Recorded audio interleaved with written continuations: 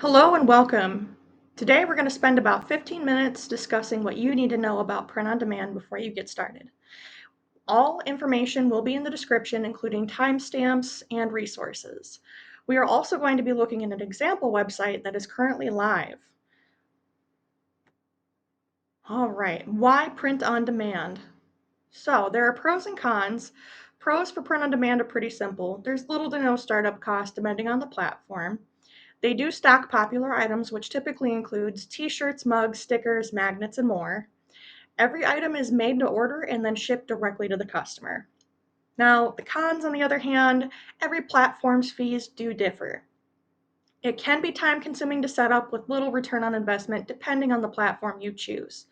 Limitations of products also include anything that can be DTG or direct to garment printing, which uses exclusively CMYK. They will accept sRGB files, but you do still have to be cautious.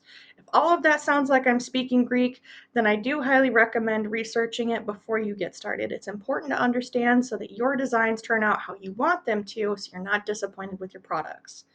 There is also very little control in the process. Again, these orders are sent to a printer who then creates the item and then sends it directly to the customer, which is great for some people, but for others who want a more small business feel with personalized touches, it's just not going to happen. So who would benefit? Who would choose POD or print on demand? Well, people with little to no startup funds. It's also important to understand that there is no warehousing and no ordering involved. So you don't have to try and anticipate customer demand. You also don't have to worry about restocks or B grades, which is just getting subpar product from your manufacturer.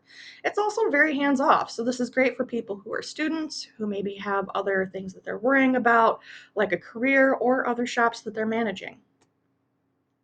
So how to choose your print on demand platform? Well, again, every platform is unique. It's important to use a spreadsheet when you're comparing them so that you find one with the features that matches your needs the best. Something that's really vital to understand is the fees, what's getting charged to you, the owner, and what's getting charged to the customer. How is this platform going to handle things like sales tax or end of year taxes, and how are they going to handle shipping? It's also beneficial to understand whether or not you need to be exclusive to the website. Most sites you can re-upload your designs to as many websites as you want, and some will pay you more if you choose to exclusively upload with them. Print quality is another important factor. You really don't want to be selling kind of crummy products because then people won't come back and buy more from you. Community guidelines are important because you want to make sure you're not selling anything that violates those that could possibly get your shop taken down. You also want to look at what products are available. You don't want to plan a shop that's predominantly about stickers and pins that only offers t-shirts and mugs. Shop layout is another good one. Are you one of many results on maybe an aggregate site, or do you get your own web page? And finally, theft and plagiarism, which are huge. Unfortunately, this tends to leave the artist playing whack-a-mole trying to find people who are ripping their designs and re-uploading them. If a platform is predominantly full of these re-uploads, you want to avoid it as much as you can. Well, where can you find this information?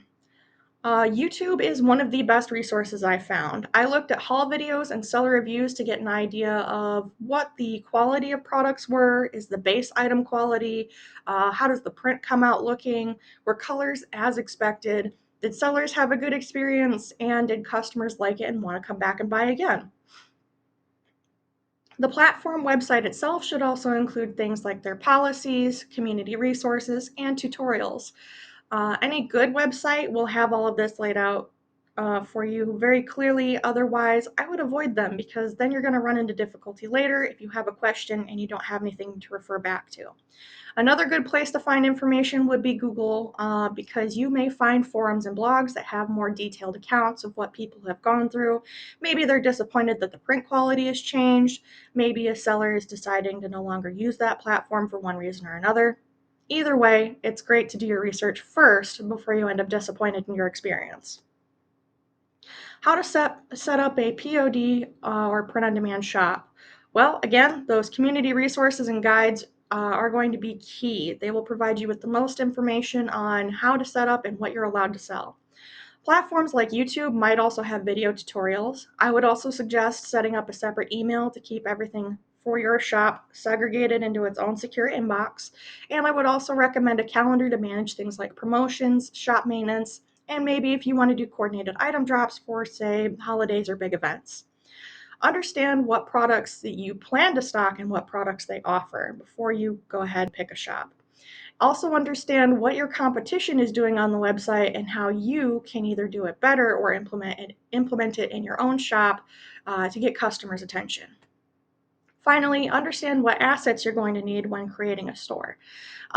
What is typically recommended in the print-on-demand sphere is that before setup, or excuse me, before launch, you really need to have about 15 to 30 items for your shop to actually feel full and populated. But you can use variants on those designs to lessen your workload, which we will go over later. It's important to also understand what badges, banners, and previews you might need for your shop itself or any social media you desire. Now, also understand rights and licensing, which we're going to go over next. So, what to sell?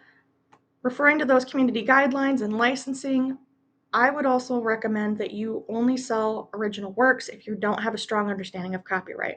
Public domain is something that people will also use quite a bit, which is perfectly fine, but if you don't understand what you're doing, you may not recognize when something is or is not public domain.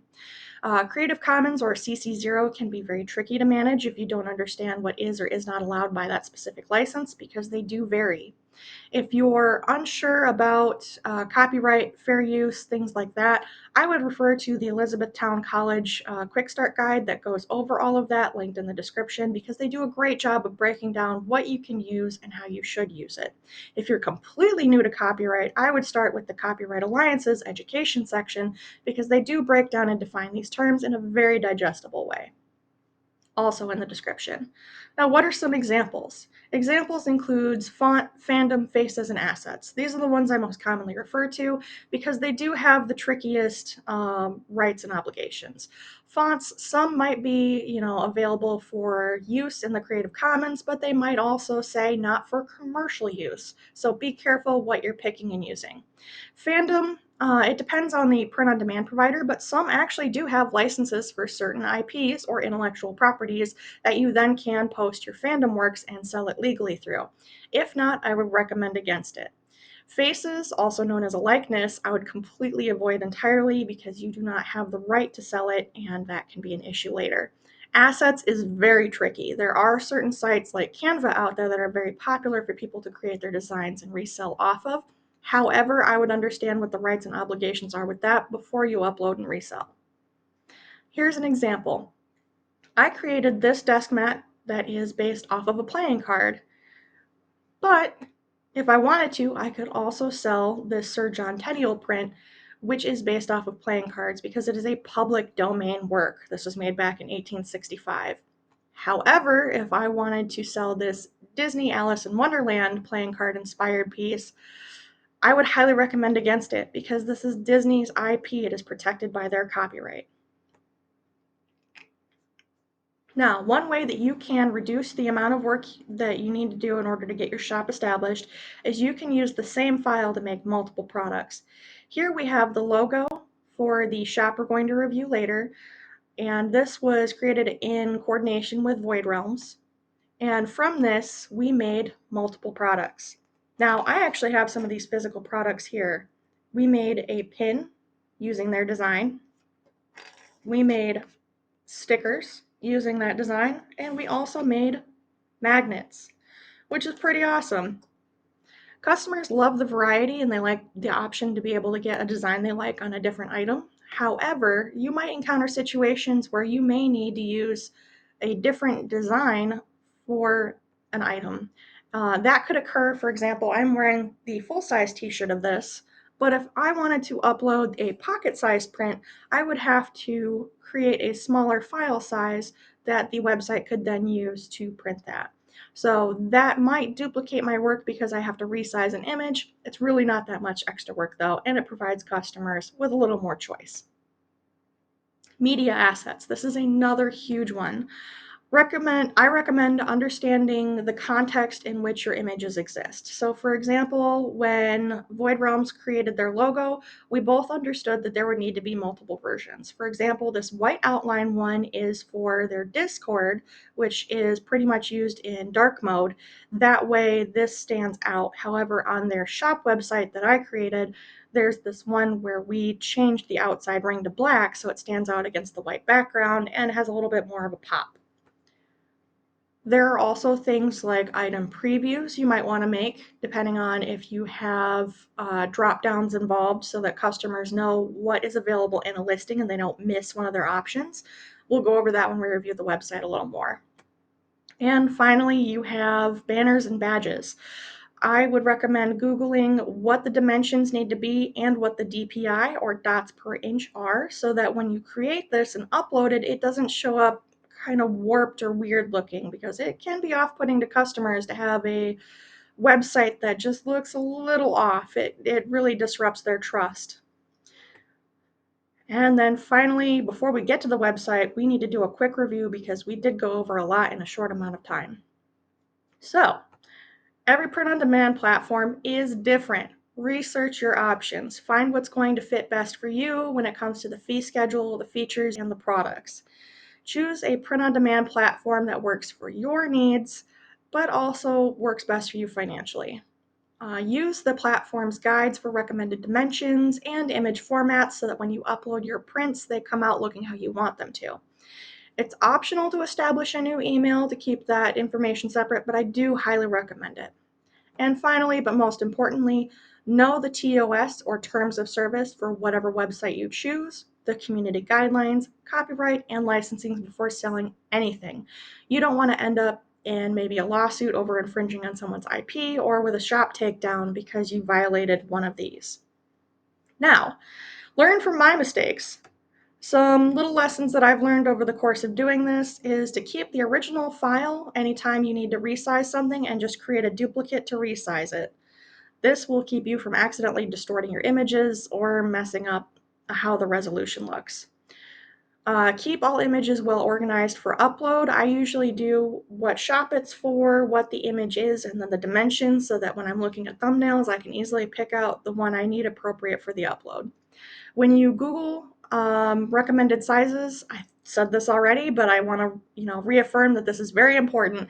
Check the dimensions and the DPI. Otherwise, your images are going to come out looking a little wonky. All right. And finally, check all your images in a CMYK file. Even though most of these websites will accept sRGB, they do print in CMYK, and it's important to understand whether or not your colors fall within the range of their print capabilities. And finally, let's take a look at this website. This is the live website that we are using as an example today. Void Realms runs a Discord for day traders, and they wanted a shop that was just very low maintenance and some place where people could come and get some fun memorabilia based around the Discord itself. So this is not really meant to be a source of income, but more or less just a side addition to an already established group. Now, part of why we chose to use threadless artist shops is because it allows you to have your own standalone web page. I personally use this for my own shop. I am also a student at the moment, so this is very helpful for me because in both cases, even though the base price is higher, they handle things like customer service, shipping, fulfillment, all of it. I also don't have to worry about any monthly fees or listing fees. Now, you will see some of the assets we discovered in or discussed in our presentation. For example, this banner and this logo we went over. And now that you can see it in context, all of these things come together to create a cohesive aesthetic that your customer can trust, that they can easily see, oh, okay, this listing offers multiple items, or this mug is two-sided, or this t-shirt comes in more than one color. So again, following those steps, you will be able to find a website that works for you and create a shop that is both appealing to your customers and easy to navigate. Thank you so much for coming along for the ride. The link to this live shop will also be in the description if you want to look over it further, and be sure to put your questions in the comments below. Thank you very much.